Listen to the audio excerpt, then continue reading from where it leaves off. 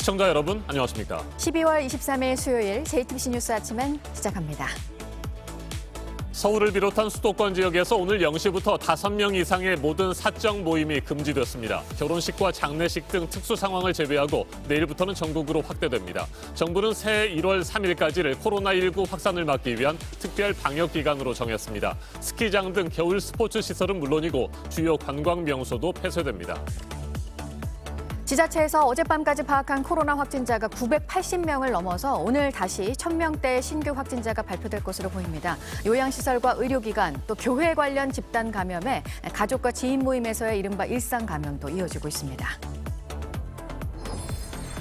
정부가 코로나19 백신 확보를 위해 지난 4월 범정부 지원단을 꾸렸지만 7개월이 흐른 지난달 처음으로 외부 자문단 회의가 열린 것으로 드러났습니다. 비난 여론이 커지자 문재인 대통령은 특별히 늦지 않게 백신을 접종할 수 있을 것이라며 직접 진화에 나섰습니다.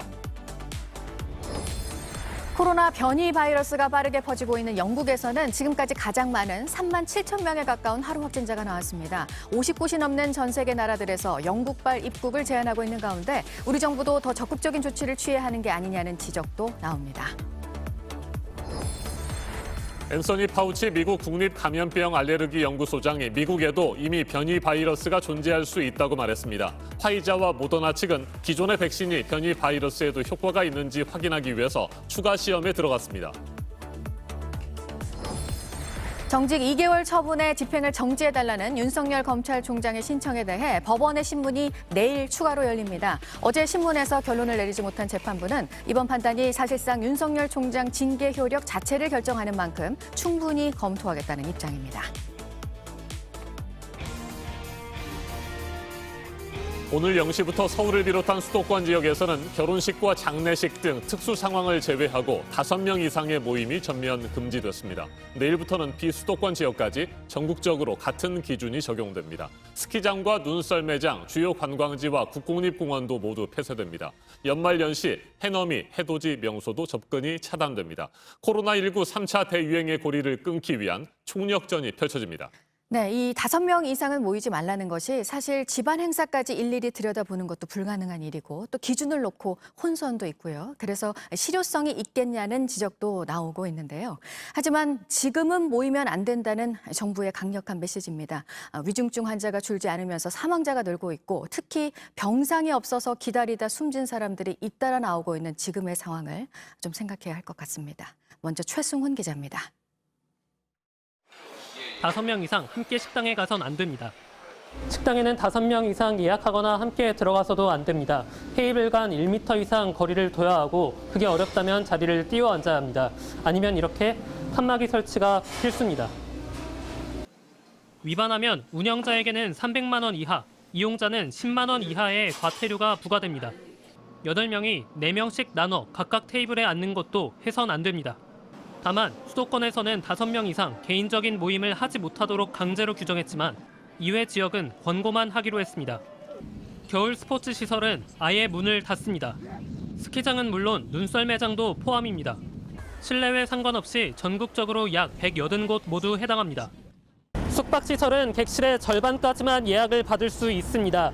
호텔과 모텔, 리조트와 게스트하우스 등 모든 숙박시설이 해당됩니다. 객실당 정원을 넘을 수도 없고 연말 행사나 파티를 열어서도 안 됩니다. 새해 소망을 빌기 위해 관광 명소를 찾으려고 하신 분들 계실 텐데요. 아쉽게도 올해 해넘이와 내년 해맞이는 TV로 보셔야겠습니다. 이곳 남산공원을 비롯한 주요 관광 명소와 국공립공원은 모두 문을 닫습니다. 출입금지 안내판을 세우고 이렇게 줄을 쳐서 사람들이 들어오지 못하게 막을 예정입니다. 최근 감염이 확산하고 있는 요양병원과 종교시설 등 고위험 시설 방역 관리도 강해집니다. 요양병원과 정신병원엔 외부인이 절대 드나들 수 없습니다. 일하는 사람들은 개인적인 모임도 해선 안 됩니다. 전국 종교시설에 2.5단계 조치가 확대되고 행사는 비대면만 허용됩니다. 이번 코로나19 특별 방역 대책은 전국에 일괄되게 적용됩니다. 지자체 자체적으로 완화된 조치를 시행할 수도 없습니다. 이번 대책은 새해 연휴가 끝나는 다음 달 3일까지입니다.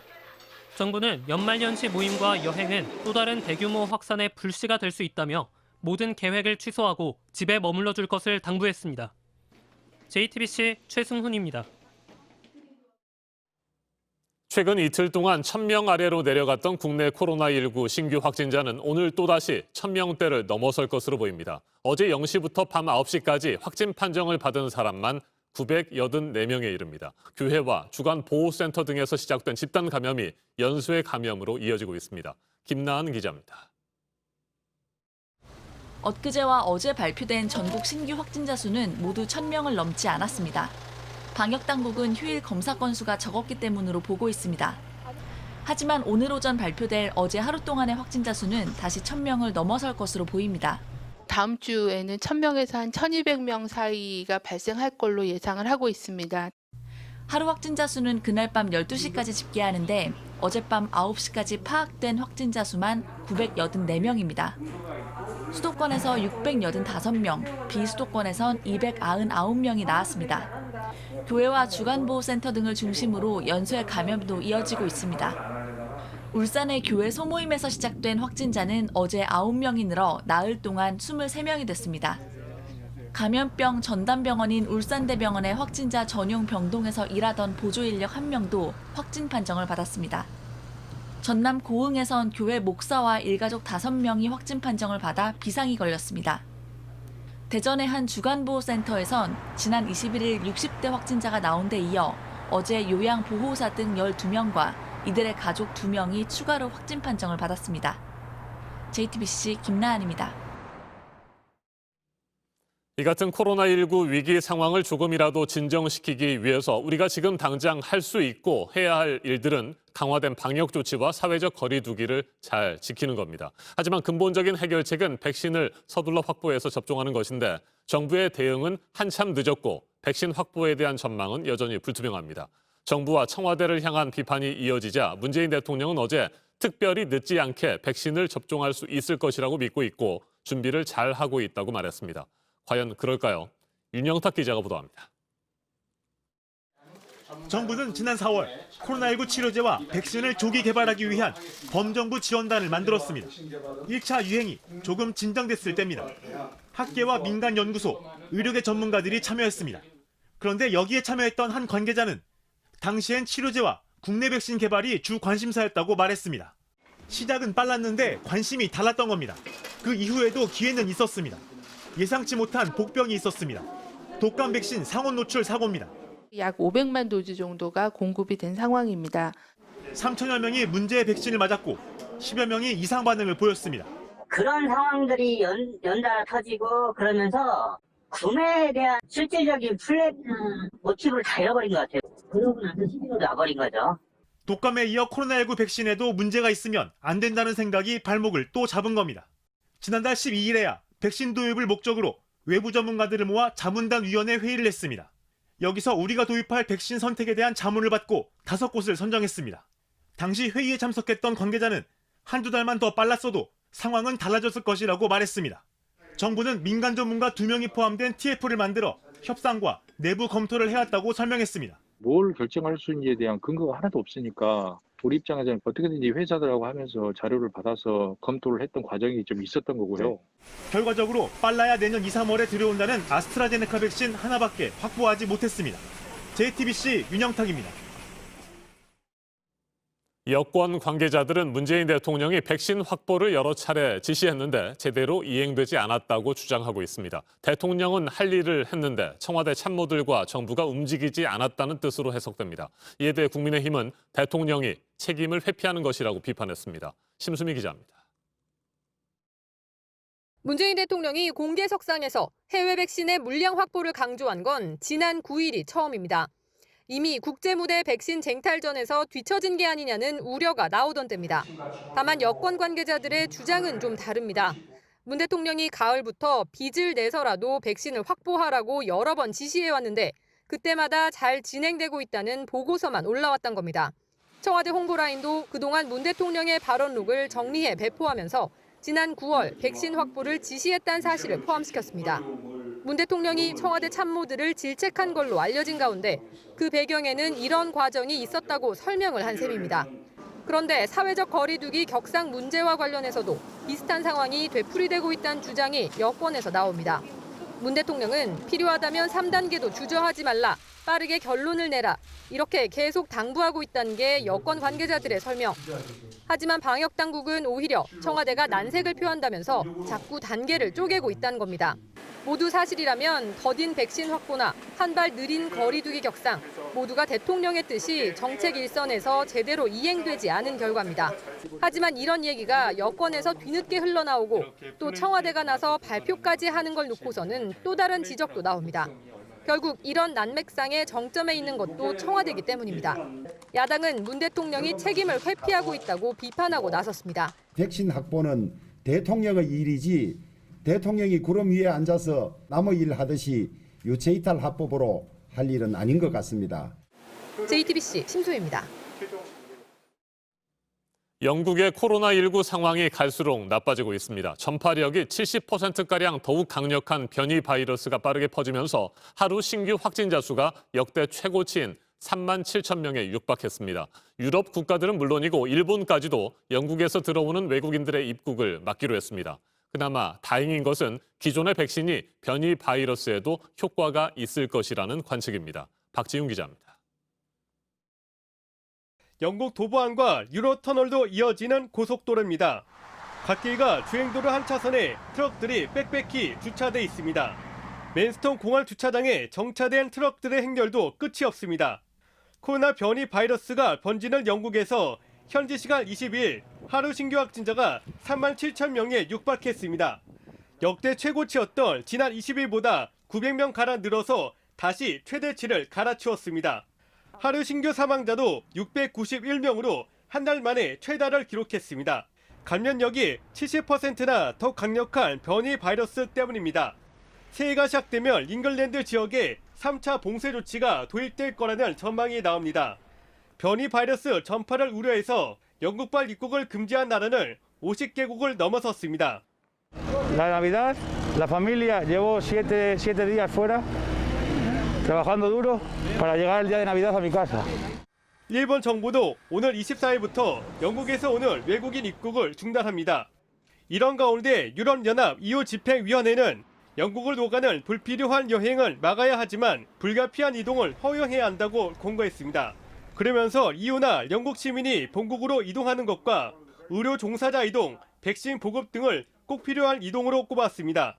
한편 승인된 코로나 백신이 변이 바이러스에도 효과가 있을 거라는 소식에 유럽 주요국 증시는 일제히 상승했습니다. JTBC 박지윤입니다. 백신 접종의 속도를 높이고 있는 미국도 영국발 변이 바이러스 유입 가능성에 촉각을 곤두세우고 있습니다. 아직까지 확인이 되지 않았을 뿐 이미 미국 내에서도 변이 바이러스가 퍼지고 있을 수 있다는 경고까지 나왔습니다. 화이자와 모더나 측은 기존의 백신이 변이 바이러스에도 효과가 있는지 확인하기 위해서 추가 시험에 들어갔습니다. 워싱턴 임종주 특파원이 보도합니다. 감염병 전문가로 바이든 당선인의 의학 자문을 맡게 될 파우치 박사가 모더나 백신을 맞았습니다. 하루 전 바이든 당선인 생중계 접종처럼 공개적으로 백신을 맞았습니다. 바이든 당선인은 78살, 파우치 박사는 2살 더 많은 80살입니다. 고령임에도 접종을 자처해 백신에 대한 불신을 털어내겠다는 것입니다. I feel extreme confidence in the safety and the efficacy of this vaccine, and I want to encourage everyone who has the opportunity to get vaccinated. 파우치 박사는 또 영국 변이 바이러스가 이미 미국에도 존재할 수 있다고 말했습니다. Given the travel throughout the world, I would not be surprised if it's already here. When we start to look for it, we're going to find it. Certainly. 미국 내 전체 감염 사례 중 유전자 분석을 거친 경우는 5만 1,000건 정도에 불과합니다. 전체 감염자의 0.3% 수준이어서 발견만 안 됐을 뿐 이미 미국에 유입됐을 수 있다는 것입니다. 화이자 백신을 함께 개발한 바이오엔테크 측은 백신이 변이 바이러스에도 효과가 확실히 있을 것이라고 밝혔습니다. Because you have to consider that even though 9 amino acids are changed in this protein, 99% of the protein is not changed.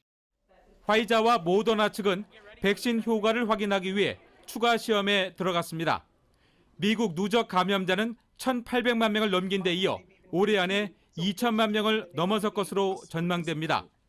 확진자가 200만 명에 근접한 캘리포니아는 중환자실 수용 여력이 2.5%에 불과해 위중한 환자도 제때 치료하지 못하는 상황에 내몰리고 있습니다. 워싱턴에서 JTBC 임종주입니다. 네, 어제 또 관심이 집중됐었던 윤석열 검찰총장 관련 법원 신문 소식입니다. 정직 2개월 징계 집행을 멈춰달라는 윤석열 총장의 신청에 대해서 법원은 한 번 더 신문을 진행하기로 했는데요. 내일입니다. 여기서 나올 결정이 징계 효력 자체를 사실상 결정하기 때문에 충분하게 검토를 하겠다는 게 법원 입장입니다. 그럼 내일 한 번 더 신문을 하고 결론을 낼지 아니면 성탄절 이후에 결론이 나올지 관심입니다. 김재현 기자입니다. 윤석열 검찰총장이 신청한 정직 2개월 처분 집행정지 사건에 대한 어제 법원 신문에 윤 총장은 참석하지 않았습니다. 법무부와 윤 총장 측 법률대리인만 나왔고 비공개로 진행됐습니다. 2시간 넘게 진행된 신문에서 양측은 징계가 적절했는지를 놓고 팽팽하게 맞섰습니다. 위법하고 부당한 절차에 의해서 진행됐고 징계 사유도 마찬가지로 실체가 없는 부당한 것이었다. 징계권에 허울을 쓴 정도에 불과합니다. 정직 처분은 대통령이 헌법상의 권한과 책무에 따라서 한 것입니다. 법원은 결국 결론을 내지 못하고 내일 오후 3시 다시 신문을 열기로 했습니다.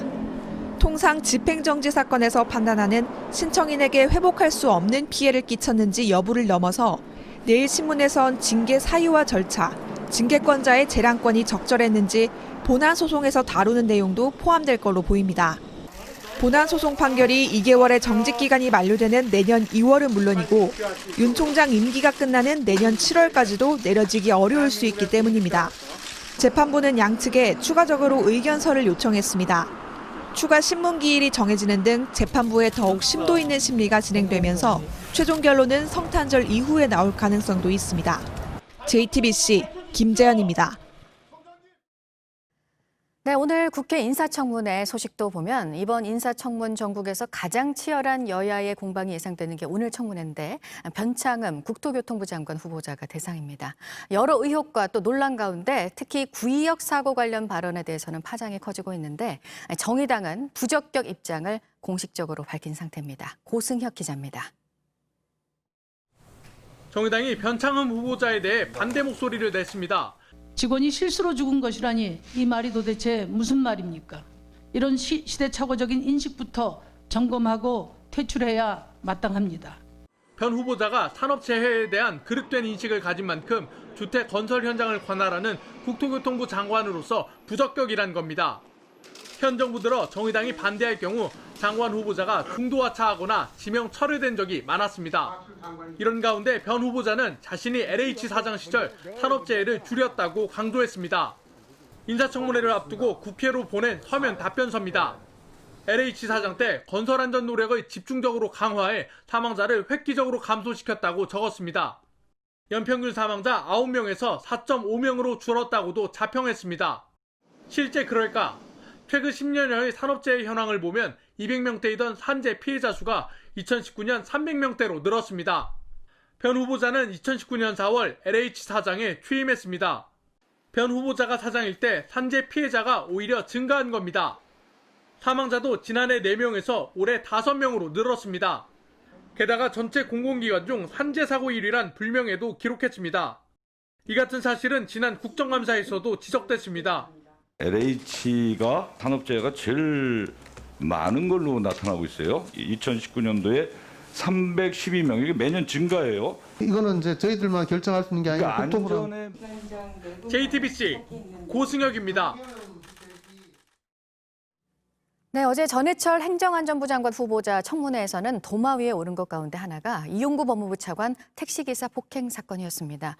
경찰이 운전자에 대한 폭행을 무겁게 처벌하는 법이 아닌 일반 폭행 혐의를 적용해서 사건을 내사 종결한 것을 두고인데요. 도착지에 멈춘 택시를 운행 중이었다고 봐야 할지가 지금 쟁점입니다. 이 논란으로 이용구 차관이 고발을 당한 사건은 서울중앙지검에 배당이 됐습니다. 김태영 기자입니다. 이용구 차관은 변호사이던 지난달 6일 밤 자신을 깨우는 택시기사의 멱살을 잡았습니다. 택시는 이 차관의 집 앞에 멈춰 있었습니다. 특정범죄 가중처벌법상 운행 중인 택시기사를 폭행하면 합의를 했어도 가중처벌해야 합니다. 지난 2015년엔 승하차를 위해 잠시 멈췄을 때도 포함시켰습니다. 하지만 경찰은 해당 사안을 특가법 대상이 아니라고 봤습니다. 단순 폭행 사건으로 택시기사와 합의한 2차 간 사건을 내사 종결했습니다. 논란이 되자 근거가 된 판례들을 공개했습니다. 2017년 8월 동부지법은 목적지에 도착해서 기사를 때린 승객에게 특가법을 적용해선 안 된다고 했습니다. 택시 운행이 끝난 상태였다고 본 겁니다. 또 광주지법도 같은 해 12월 같은 판결을 내놨습니다. 택시가 도로변에 멈춰 있었고 택시기사가 곧바로 내려서 파출소로 갔기 때문에 운행 중이 아닌 걸로 봤습니다. 하지만 경찰이 밝힌 판결과 정차 중에 대해 달리 본 판결도 적지 않습니다. 광주지법은 지난해 2월 목적지에 도착해서 택시기사 멱살을 잡은 승객에 대해 특가법을 위반한 걸로 판단했습니다. 집행유예형을 선고했는데 택시기사가 승객을 내려주고 즉시 택시 운행을 이어갈 계획이었기 때문이라고 설명했습니다. 지난달 29일 헌법재판소도 승하차를 위한 일시정차 때도 요금 시비 등 다툼이 빈번하다며 그 위험 정도가 주행 중과 같다고 밝힌 바 있습니다. JTBC 김태형입니다. 네, 코로나와 관련해서 지금 또 전 세계의 불안감을 키우고 있는 게 영국에서 퍼지는 변이 바이러스고요.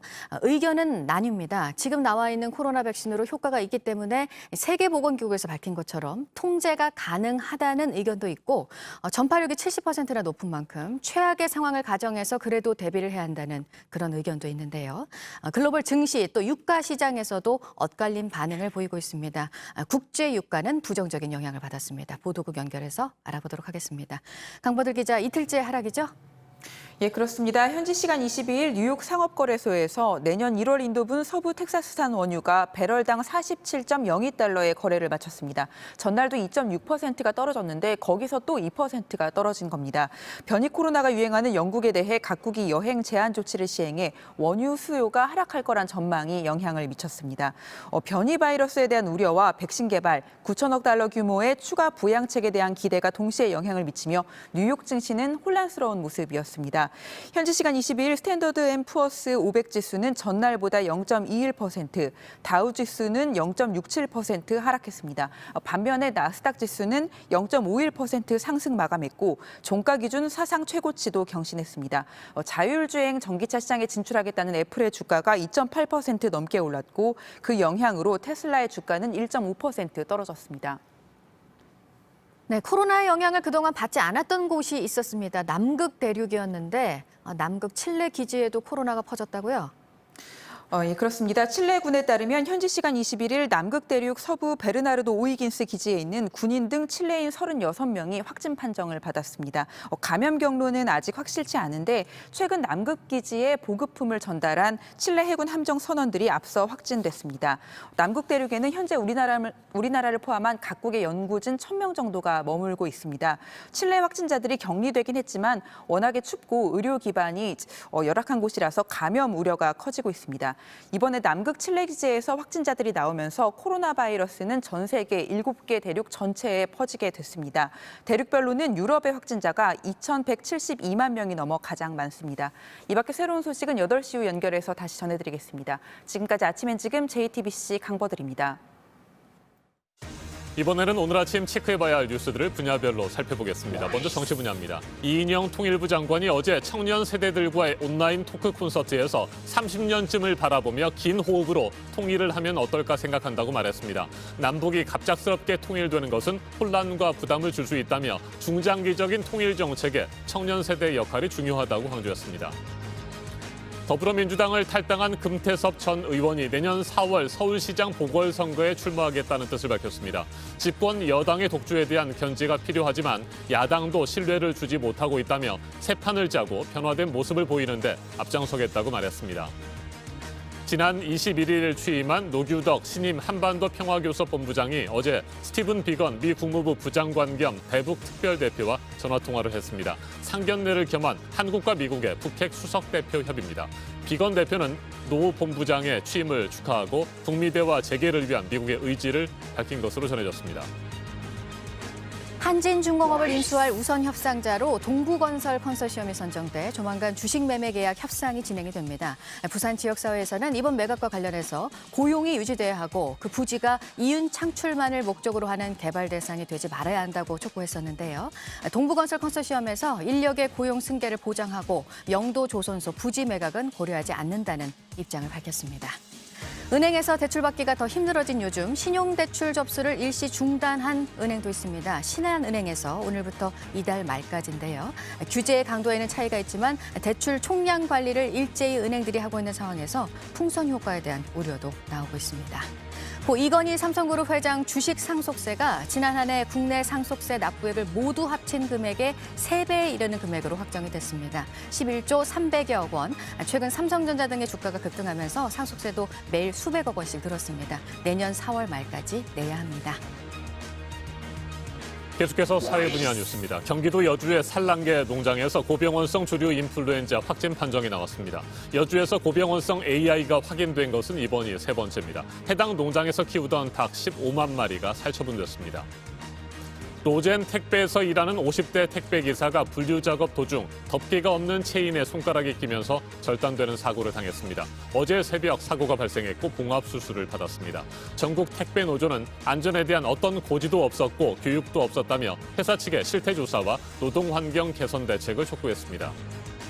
아동 성범죄자 조두순이 출소하던 날 호송차 위에 올라가 차를 파손한 유튜버가 불구속 상태로 경찰 조사를 받게 됐습니다. 주거지가 일정하고 증거인멸의 우려가 없다는 점 등을 들어 법원이 경찰의 사전 구속영장 신청을 기각했습니다. 역사 왜곡 논란이 나온 강사 설민석 씨가 직접 사과를 했습니다. 방송 프로그램에서의 강의 내용의 상당 부분이 사실과 다르다는 지적이 나왔고 제작진이 일부 오류가 있었다고 해명한 데 이어서 설민석 씨는 자신의 잘못이라면서 더 성실하게 준비하겠다고 했습니다. 한국연극협회가 주는 대한민국 연극대상 작품상에 극단 예인방의 연극 못생긴 당신이 선정이 됐는데요. 엄마 역의 배우 이문희 씨는 자랑스러운 연극인상을 받았습니다. 남편과 아내의 전투 같은 삶을 그리면서 가정 회복이라는 메시지를 던지는 작품입니다. 국제 규격의 실외 암벽 경기를 진행할 수 있는 시설이 강원도 속초에 세워졌습니다. 전국에서 유일한 실내 자연 암벽도 준공이 됐는데 내년 5월부터 정식 운영이 됩니다. 자녀 입시 비리와 사모펀드 투자 의혹 등의 혐의를 받고 있는 조국 전 장관 부인 정경심 교수에 대해서 1심 선고가 오늘 나옵니다. 조 전 장관이 장관으로 내정되면서 제기됐던 여러 의혹에 대한 법원의 판단이 1년 4개월여 만에 나오는 겁니다.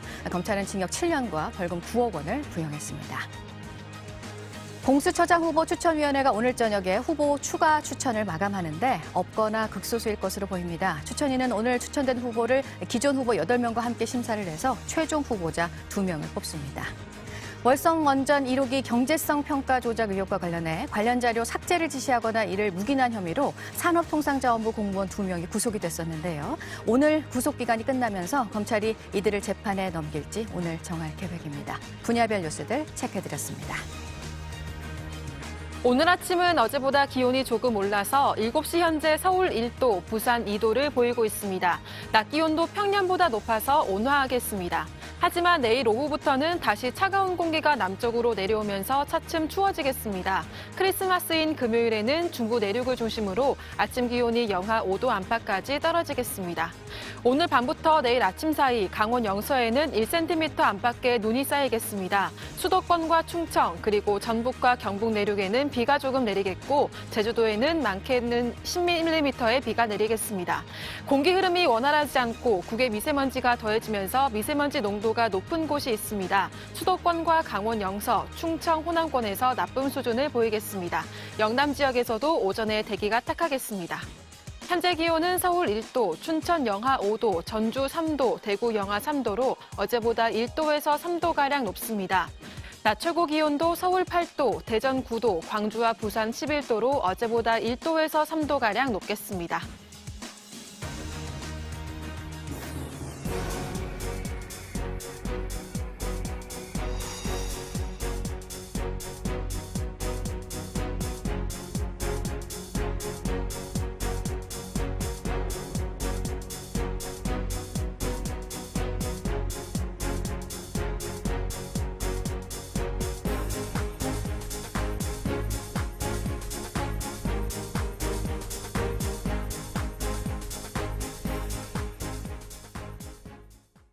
지난 9월에 강화된 방역 수칙에 따라서 편의점에서는 음식을 먹을 수 없습니다. 그런데 인천의 한 편의점 안에서 음식을 먹으려던 남성이 직원으로부터 제지를 당하자 난동을 부렸습니다. 이 남성은 들어올 때부터 마스크도 쓰지 않았습니다. 백민경 기자가 취재했습니다. 21일 새벽 인천의 한 편의점입니다. 한 남성이 허리를 숙이고 무언가 먹고 있습니다. 갑자기 뒤로 돌더니 먹던 음식을 힘껏 던집니다. 편의점 직원을 향해서입니다. 수락을 요구를 했죠. 지금 코로나 상황이라서 매장에서는 그 지식을 못 하신다 했는데 막무가내예요. 그리고 왜 내가 못 먹느냐. 음식을 먹을 수 없다고 하자 먹고 있던 샌드위치를 던진 겁니다. 매장은 샌드위치 잔해로 뒤범벅됐습니다. 직원이 경찰에 신고하려 하자 이번엔 우유를 던집니다. 이렇게 하고 있는데 이렇게 던진 거예요. 그렇게 하는데 깜짝 놀라가지고 피해야죠. 어떻게 해요. 이 남성은 편의점에 들어올 때부터 마스크를 쓰지 않았습니다. 시식하는 거를 그냥 방치를 하면은 이런 경우가 발생할 수가 있어요. 신고를 해버리면은 주가 이제 몇백만 원 벌금을 내야 되거든요. 인천 연수경찰서는 CCTV 등을 토대로 해당 남성을 추적하고 있습니다. 코로나19 방역 수칙을 지키지 않아 신고된 사례는 매달 늘고 있습니다. 마스크 미착용이 대부분입니다. 하지만 실제 과태료 부과로 이어지는 경우는 많지 않습니다. JTBC 백민경입니다. 어젯밤 10시쯤 30대 여성이 몰던 승용차가 서울 용산에 있는 주한미군기지 담장을 들이받는 일이 일어났습니다. 경찰에 따르면 해당 승용차는 앞서 60대 남성이 몰던 승합차와 충돌한 뒤에 충격으로 담장으로 돌진한 것으로 전해졌습니다. 이 사고로 승용차 운전자가 가벼운 부상을 입었습니다. 경찰은 두 운전자가 술을 마신 상태는 아니었다며 자세한 사고 경위를 조사하고 있다고 밝혔습니다. 길고양이 입에 나뭇가지를 찔러 넣는 등 여러 차례 학대한 영상을 올린 유튜버에 대해 경찰이 수사에 나섰습니다. 해당 유튜버는 지난 9월부터 이달까지 길고양이들을 포획틀에 가두고 양발을 테이프로 묶어놓는 등의 장면이 담긴 동영상 여러 개를 자신의 유튜브 계정에 올린 혐의를 받고 있습니다. 이 유튜버를 처벌해달라는 청와대 국민청원에는 지금까지 5만여 명이 동의했습니다. 대구에서 한밤중에 전통시장을 돌며 금품을 훔친 20대 A씨에 대해 법원이 징역 1년 6개월을 선고했습니다. A씨는 지난 10월 대구 서문시장에서 현금 2천만 원과 전통시장 상품권 등 2,500만 원 상당의 금품을 훔치고 대구 칠성시장에서도 현금을 훔친 혐의로 재판에 넘겨졌습니다. 재판부는 동종범죄로 처벌받은 적이 있는 A씨가 연이어 절도 범행을 저질렀지만 범행을 인정하고 반성하는 점을 고려했다고 설명했습니다.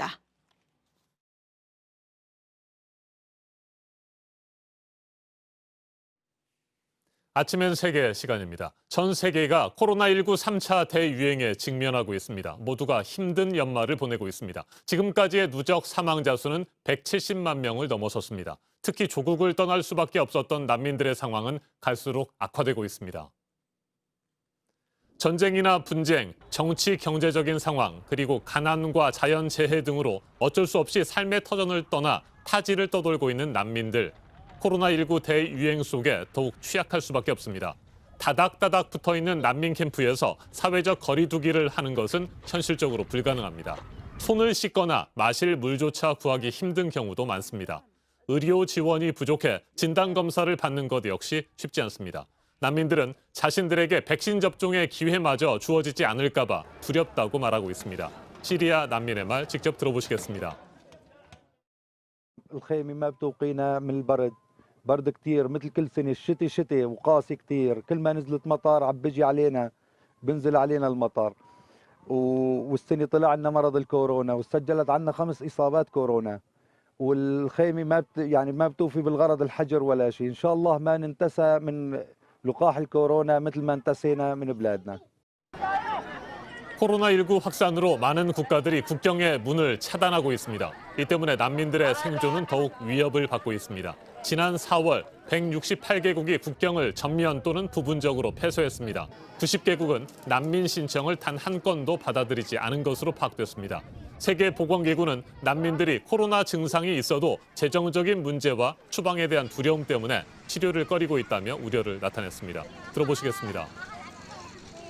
It shows that people living on the streets and in asylum centers are less likely to seek care if they have symptoms of COVID-19.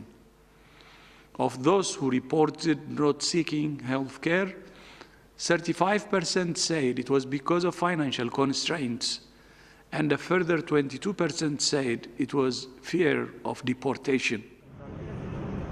이 같은 상황에서 콜롬비아 정부는 자국에 체류 중인 베네수엘라 난민들을 백신 접종 대상에서 제외하기로 했습니다. 거센 비판과 함께 논란이 일고 있습니다. 이반 두케 콜롬비아 대통령은 콜롬비아 국민이 언제나 우선이며 다른 나라 사람이 백신을 맞기 위해 한꺼번에 국경을 넘는 것을 막기 위한 조치라고 밝혔습니다. 코로나19의 세계적 대유행이 이어지고 있는 가운데 그 누구보다도 혹독한 연말을 보내고 있는 난민들의 안타까운 상황, 전문가와 좀 더 자세하게 짚어보겠습니다.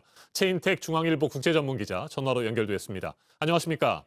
네, 안녕하십니까? 네, 난민들은 전염병에 특히 취약한 환경에서 생활하고 있습니다. 코로나19 위기 상황에서 더욱 힘든 하루하루를 보내고 있을 텐데 현재 어느 정도나 심각한 상황일까요? 예, 지금 통계에서 드러나는데요. 지금 전 세계 그 난민 또는 집을 잃고 떠도는 퇴거인이 유엔 난민국에 따르면은 7,950만이나 됩니다. 그런데 이 가운데 86%가 방글라데시, 우간다, 아프가니스탄, 남수단 같은 개도국에 살고 있다는 거죠. 여기에서 지금 그 난민 캠프라든지 아니면은 이제 다른 그 임시 거주지에서 살고 있기 때문에 전체적으로 보호받기가 힘든 상황이고요. 국제기구가 아무리 노력은 하고 있지만 기본적인 식량과 뭐 임시 거주지 정도 공급을 하지 방역을 위해 필요한 그 기본적인 마스크, 뭐 개인 보호장구 이런 게 그 근본적으로 그 굉장히 빈약할 수밖에 없죠. 특히 이제 아까 지적했지만 손 씻을 물 그리고 소독용 알코올 이런 거는 지금 뭐 대부분의 난민촌에서 부족한 상황입니다. 거리두기나 PCR 검사, 심지어 백신은 이제 엄두를 내기 힘든 상황이죠. 이러한 이제 경제적 상황이 가장 힘들다고 하겠습니다. 네, 그런데 국경의 문을 닫거나 앞서 전해드린 콜롬비아처럼 아예 백신 접종 대상에서 난민을 제외하는 나라가 많습니다. 이들 국가는 방역 위기와 사회적 혼란 등으로 어쩔 수 없다 이 같은 입장인데 이건 어떻게 생각하세요? 지금 단기적으로 좁은 생각을 하고 있는 게 아닌가 생각을 하는데요. 지금 이러한 그 코로나에 대한 대응이 일부 혹은 이제 자국 국민 혹은 경제적 여유가 되는 사람, 부자 나라 이런 식으로 제한적으로 하면은 글로벌 사회는 하나의 그 탁 트인 그런 이제 드럼통 안에 전부 다 있는 거나 다름이 없는데 그렇게 하면은 전염병 확산을 막기가 쉽지 않은 거죠. 그래서 지금 그 백신 자체가 지금 여러 가지로 민간 기업이 그 미국 등 부자 나라의 지원을 받아 만든 개발한 의료 상품은 맞습니다만은 인류를 위한 공공재다. 그리고 코로나를 막기 위해서 근본적으로 극복하기 위해서는 어떠한 차별 없이 거의 대부분 사람들에게 이러한 그 백신 그리고 이제 그 방역 서비스가 제공돼야 된다. 이런 목소리들이 굉장히 높아지고 있습니다. 지금 현재 단순하게 비윤리적이라는 지적, 그리고 이제 난민들에게 난민들이 감염에 취약할 수 있다는 이런 이제 동정심을 떠나가지고 현실적이고 보다 큰 그림을 그려야 될 것으로 보입니다. 네, 난민들의 힘겨운 현실은 일부 국가들만의 문제가 아니고요. 우리나라를 포함해서 전 세계가 함께 고민해야 할 부분 아니겠습니까? 네, 그렇습니다. 그 대한민국도 지금 난민촌에 뭐 그 $1,000만 내고 하는 식으로 여러 가지 지원을 하고 있습니다만은 지금 보면은 그 코로나 상황에서 가장 문제는 국가 중심주의, 블록 중심주의 이런 거거든요. 이를 극복하고 한 국가나 한 지역만 어떤 면역, 방역을 확보한다고 코로나가 끝나는 게 아니라는 인식을 가져야 할 것으로 보입니다. 지금 블룸버그 보도에 따르면은 캐나다는 인구의 5배, 영국은 3배, 그리고 인도주의로 유명한 뉴질랜드나 호주도 2.5배 가까이 백신을 그 과도하게 확보하고 있거든요. 그리고 유럽연합을 보면은 27개 회원국이 동일하게 인구의 1.724배의 분량을 할당하고 있습니다. 네. 이런 거를 서로 이제 참조를 해서 전 세계 인구가 골고루 가질 수 있게 좀 과도하게 확보한 나라는 어떤 기부를 하든지 아니면 공평하게 전 인류가 쓸 수 있는 어떤 장치를 만들든지 그런 국제적인 노력이 필요하다고 하겠습니다. 알겠습니다. 최인택 중앙일보 국제전문 기자였습니다. 유엔 난민기구가 얼마 전에 발표한 2020년 중간 보고서에 따르면 올해 6월 30일을 기준으로 한 전 세계 난민은 8천만 명에 육박하고 있습니다. 세계 인구 80억 명의 1%에 해당합니다. 내일이 아니라고 눈을 감기에는 결코 작지 않은 규모입니다. 필리포 그란디 유엔 난민기구 최고대표는 전 세계가 코로나19라는 위기에 직면한 지금이야말로 난민과 우리 모두에게 그 어느 때보다 연대와 공감의 정신이 필요한 때라고 강조했습니다. 지금까지 아침엔 세계였습니다.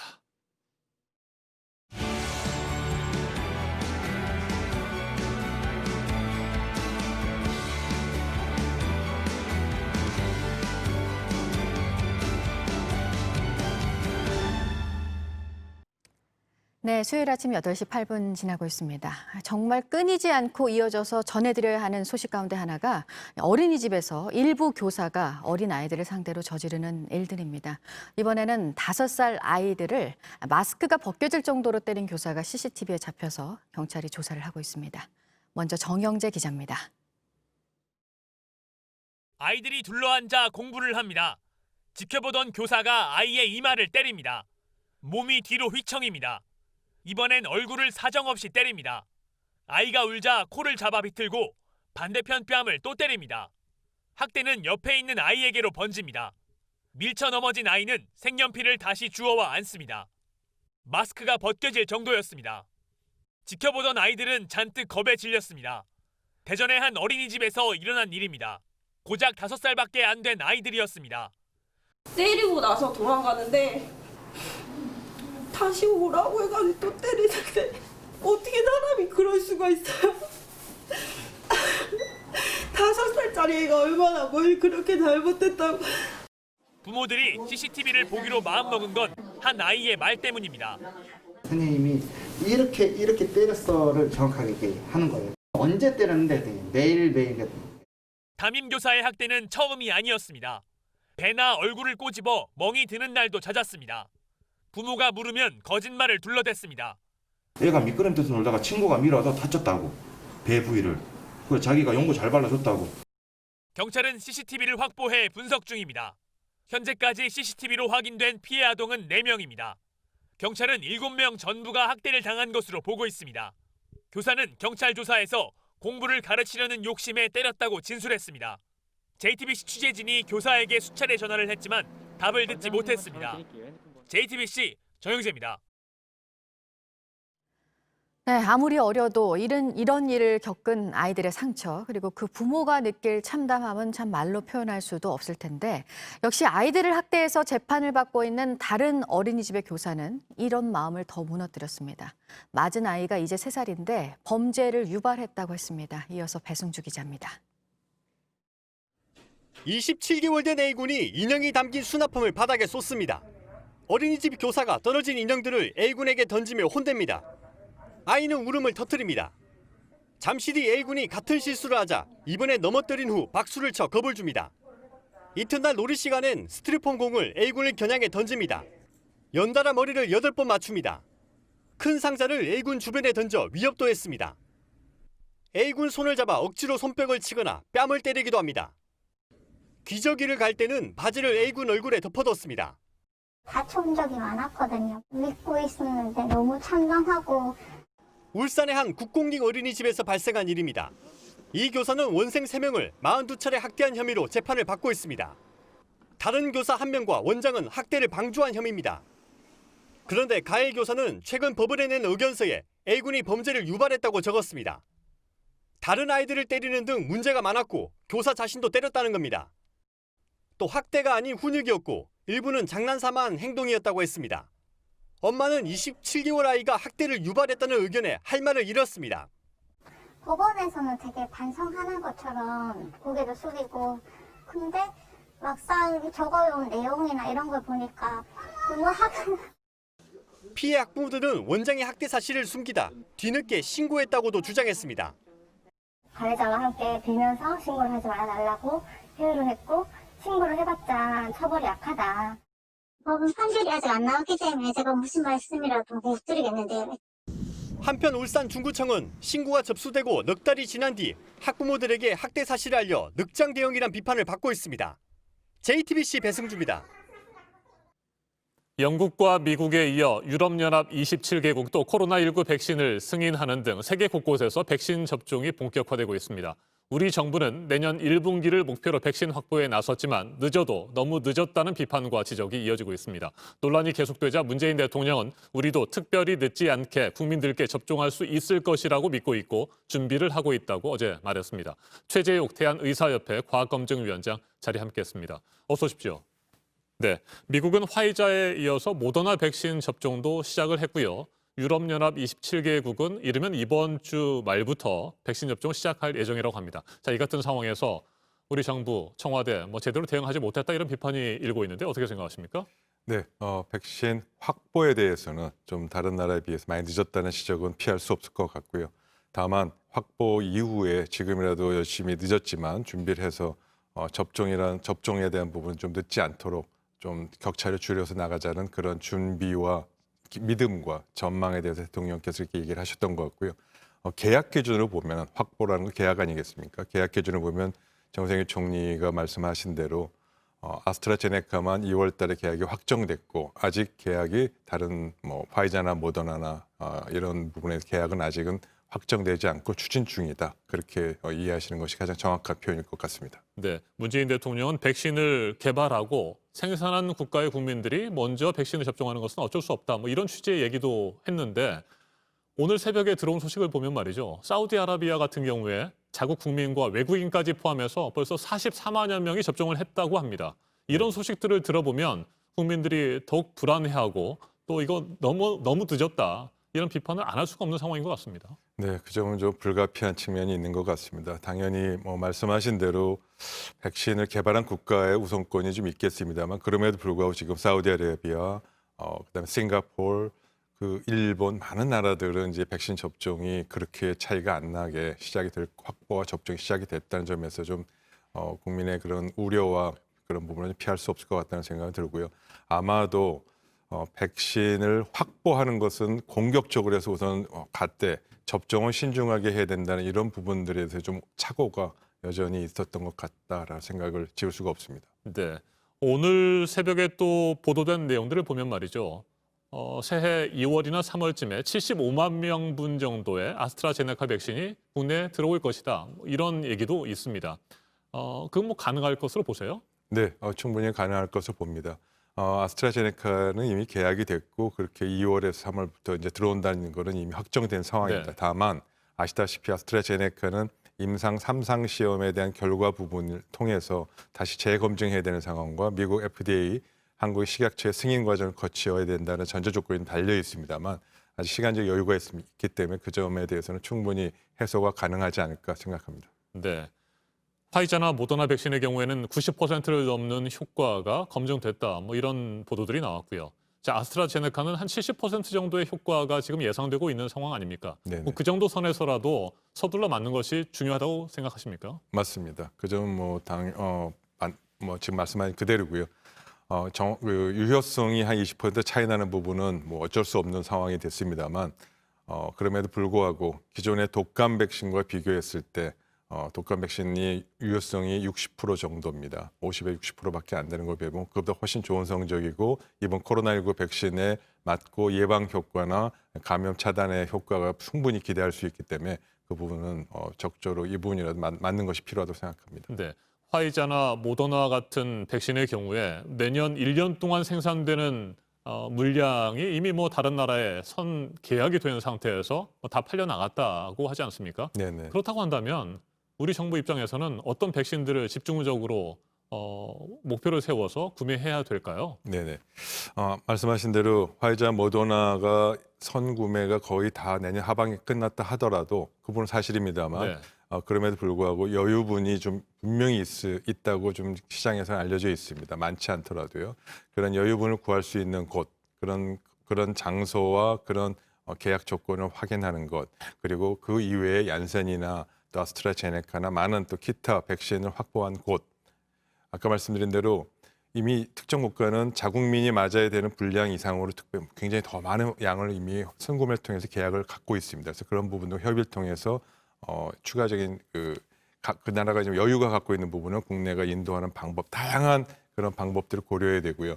근데 사실 지금 말씀하셨는데 그런 부분들은 이러한 이 제약과 백신 산업계의 사정을 정확하게 알 수 있는 국제 협상 전문가들이 알 수 있는 내용입니다. 따라서 이런 이런 백신과 제약업계의 사정을 정확히 알 수 있는 컨설턴트, 국제 협상 전문가 분들이 이러한 우리 백신 확보를 위한 그런 TF나 노력이 얼만큼 참여하고 있는지 굉장히 중요한 좀 관건이 될 것 같고요.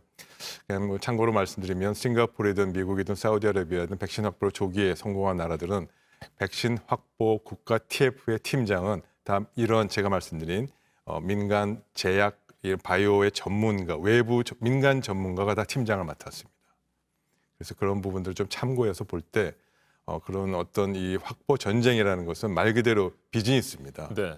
비즈니스의 바탕으로 국가적인 외교적인 노력과 정부의 지원하에서 해야 되는 부분들이 팀을 구성하는 것이 필요하지 않을까 생각합니다. 네, 영국에서는 전염력이 70%가량 더욱 강력한 변이 바이러스가 빠르게 퍼지고 있습니다. 뭐 세계 각국이 영국으로부터 들어오는 외국인들의 입국을 막고 있는 상황이고요. 우리는 어떤 조치가 필요하다고 생각하세요? 네, 맞습니다. 그 점 굉장히 주의해야 되고요. 당연히 지금 외국 영국발 이 변이 바이러스 국내에 들어오는 경우는 결국 이 해외 입국을 통해 들어오지 않겠습니까? 그래서 지금 해외 입국자에서의 확진자들에서 이런 바이러스 검사 통해서 변이 바이러스인지 아닌지 확인하는 모니터링 절차가 필요할 것이고요. 혹시라도 이미 그 바이러스가 국내에 들어와 있을 가능성을 고려해서 국내 확진자 중에서도 샘플 조사를 통해서라도 변이 바이러스가 있는지 없는지를 주기적으로 감시하고 모니터링하는 그런 과정은 반드시 필요하다고 보입니다. 네, 오늘부터 서울 등 수도권 지역에서 그리고 내일부터는 비수도권까지 포함해서 전국적으로 5명 이상의 모임이 금지됩니다. 뭐 아주 강력한 그런 조치이긴 합니다만 아직까지 뭐 3단계는 아니잖아요. 네네. 3단계로 사회적 거리 두기를 결국에는 올려야 된다 이렇게 보시는 겁니까? 어떻게 생각하십니까? 아직은 그렇게 판단하기 어렵습니다. 지금 상황은 전반적으로 일단 추세를 말씀드리면 정체라는 부분은 분명히 맞고요. 네. 그러나 감소세로 내려가지 않았다는 부분을 전제로 할 때 이걸 3단계로 갈 거냐 이런 부분 필요한데 지금 5인 이상 집합금지 명령은 기존의 1단계, 2단계, 3단계 구조와는 전혀 다른 방식으로 지금 이 시스템이 개편하는 겁니다. 그 과정이 있고요. 그래서 이번 주말에 사회적 거리두기의 전반적인 시스템을 새로운 감염 형태에 맞춰서 시스템을 바꾸는 것이 그것이 먼저 필요하고 그거에 따라서 단계 부분을 재조정한 다음에 3단계냐 아니냐를 이제 격상의 부분 그 나중에 논의를 하는 것이 필요하고요. 지금은 이 시스템이 어떻게 바꾸는지에 대해서 정부가 굉장히 노력을 하고 있고 그런 면에서 그런 부분이 다 맞춰져야 지금 사실은 좀 약간 앞뒤가 안 맞는 좀 땜질식의 이 방안이 아니냐라는 논란이 국민들에서 나오고 의료계에서 얘기하는 부분들 해소할 수 있을 것이라고 보고요. 그 점 좀 기다려봐야 될 것 같습니다. 알겠습니다. 잠시 후에 발표될 하루 신규 확진자 1,100명에 육박했다고 전해지고 있습니다. 뭐 일단 현재 상황에서는 강화된 사회적 거리 두기, 방역 조치들을 잘 따를 수밖에 없는 것 같습니다. 네네. 네, 백신이 하루빨리 우리도 확보가 돼서 접종될 수 있기를 바라면서 말이죠. 여기까지 듣겠습니다. 최재욱 대한의사협회 과학검증위원장이었습니다. 말씀 잘 들었습니다. 네, 영국에서의 변이 코로나 바이러스 관련 소식을 잇따라 전해드리고 있습니다. 통제가 가능하다, 최악의 상황을 가정해야 한다, 여러 의견이 나오는 상황에서 이 바이러스가 자국으로 들어오지 않도록 각국이 문을 잠그고 있는데요. 프랑스에서는 국경을 다시 열기로 했다는 소식입니다. 보도국 연결해서 듣겠습니다. 강바들 기자, 물론 그냥 여는 건 아니겠죠? 예, 조금 전에 영국 교통부 장관이 프랑스와의 국경 재개방에 합의했다고 밝혔습니다. 현지 시간 23일 0시부터 다시 여는데 72시간 안에 음성 판정을 받은 유럽 거주자들만 입국할 수 있고 프랑스 거주자들이 우선권을 가지게 됩니다. 의료진 등도 입국 가능합니다. 영국 정부는 곳곳에 진단 검사를 받을 수 있는 장소를 마련하겠다고 했습니다. 또 유럽인들이 되도록 크리스마스 전에 집에 돌아갈 수 있도록 신속 진단법을 사용할 예정입니다. 프랑스가 지난 21일부터 변이 코로나가 발생한 영국과의 국경을 폐쇄하면서 영국과 유럽을 잇는 유로터널 주변 도로에 화물트럭 수천 대가 줄을 지어 서 있는 등 혼란이 심각했습니다. 영국 내 물자 부족에 대한 걱정까지 커지고 있었는데 이번 합의로 어느 정도는 그런 우려가 해소되게 됐습니다. 네, 그리고 유럽연합 리스트에 포털사이트 네이버 그리고 동대문 관광특구가 있었습니다. 위조품 때문에 감시 대상이었는데 이번에 빠지게 됐네요. 예, 그렇습니다. 유럽연합 통상총국이 낸 2020년 위조 및 불법 복제 감시 리스트에서 2018년에 이름을 올렸던 네이버와 동대문 관광특구가 제외됐습니다.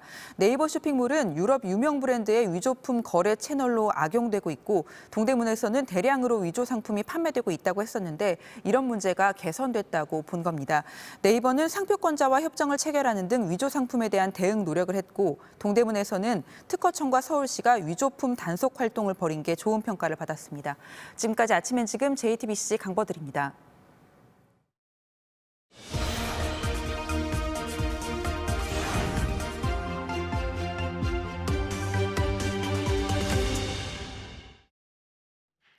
올해 크리스마스 주간의 극장가는 캐롤이 울려 펴지는 영화 대신 다양한 주제의 영화들로 채워지고 있습니다. 먼저 올 연말에 개봉하는 유일한 대작 영화 원더우먼 1984 함께 보시겠습니다. This world is not yet ready for all that you will do. Your time will come, Diana. And everything will be different. 풍요의 시대 1984년의 미국. 정체를 숨기고 살아가는 원더우먼이자 고고학자인 다이애나 앞에 모든 소원을 이루어주는 신비의 황수정이 등장합니다. 이 황수정으로 욕망을 이루려는 악당들에게 맞서서 세상을 지키기 위해 그녀가 나섭니다. 1편에 이어서 배우들과 제작진이 3년 만에 그대로 뭉쳤습니다. 아이맥스로 촬영된 화려한 액션도 볼거리입니다. 거짓과 탐욕 대신 진실과 인간애가 승리한다는 깊은 울림도 남깁니다. Cet instant précis, il n'y avait rien au monde que j'aurais pu lui refuser. Je voulais passer tout mon temps avec lui. 바다에서 우연히 만난 두 소년이 첫눈에 사랑에 빠집니다. 여름의 태양처럼 뜨거운 청춘의 첫사랑과 80년대 감성을 가득 머금고 있는 영화입니다. 올해 칸 영화제의 공식 초청작이자 국내에서는 지난 부산국제영화제에서 공개가 돼 호평을 받았고 배우 소지섭 씨가 직접 배급 투자를 맡아서 화제가 되기도 했는데요. 내일 개봉합니다. Du hast gesagt, dass du mich liebst. Für immer. Das hat mich glücklich gemacht. So glücklich, wie ich noch nie glücklich war. 운명이라고 여겼던 남자에게 실연을 당한 후 좌절한 여성 운디네 앞에 새로운 사랑이 다가옵니다. 물의 정령인 운디네의 사랑을 배신한 남자는 죽음을 면하지 못한다는 설화에 빗대어서 사랑과 비극, 운명에 대해 이야기합니다. 올해 베를린 영화제에서 국제평론가상과 여우주연상을 수상했던 작품이기도 합니다. 지금까지 아침엔 라이프였습니다. 오늘 전국이 흐린 가운데 어제보다 온화한 날씨를 보이겠습니다. 평년 기온을 회복한 아침에 이어서 낮 기온도 서울 8도 등 전국이 10도 안팎까지 오르겠습니다. 오늘 밤부터 내일 아침 사이 중부지방을 중심으로는 눈이나 비가 조금 내리겠습니다. 미세먼지 농도는 중서부 지역과 호남권에서 나쁨 수준을 보이겠습니다. 낮 최고 기온은 서울과 청주 8도, 광주와 부산 11도로 어제보다 1도에서 3도가량 높겠습니다. 내일 오후부터는 차츰 추워지기 시작해서 크리스마스인 금요일 아침 기온은 중부 내륙을 중심으로 영하 5도 안팎으로 떨어지겠습니다.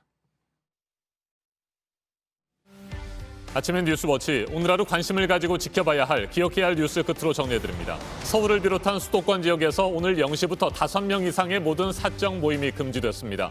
결혼식과 장례식 등 특수 상황을 제외하고 내일부터는 전국으로 확대됩니다. 정부는 새해 1월 3일까지를 코로나19 확산을 막기 위한 특별 방역기간으로 정했습니다. 스키장 등 겨울 스포츠 시설은 물론이고 주요 관광 명소도 폐쇄됩니다. 오늘 다시 1000명대의 신규 확진자가 발표될 것으로 보입니다. 지자체에서 어제 밤까지 파악한 코로나 확진자가 이미 980명을 넘어섰습니다. 요양시설과 의료기관, 또 교회 관련 집단 감염과 가족과 지인 모임에서 이른바 일상 감염이 멈추지 않고 있습니다. 국회에서는 오늘 변창흠 국토교통부 장관 후보자에 대한 인사청문회가 진행됩니다. 변 후보자의 이른바 구의역 김군 발언과 서울주택도시공사와 한국토지주택공사 사장 시절 낙하산 채용 의혹 등을 놓고 여야의 치열한 공방이 예상됩니다. JTBC는 변 후보자 인사청문회를 잠시 후 9시 55분부터 생중계합니다. 정직 2개월 처분의 집행을 멈춰달라는 윤석열 검찰총장의 신청에 대해 법원의 신문이 내일 추가로 열립니다. 사실상 윤석열 총장 징계 효력을 결정하는 만큼 충분하게 검토하겠다는 법원이 내일 결론을 낼지 성탄절 이후가 될지 관심입니다. 오늘 전해드릴 소식은 여기까지입니다. 이상으로 JTBC 뉴스 아침엔 수요일 순서 모두 마치겠습니다. 건강한 하루 보내시기 바랍니다. 고맙습니다.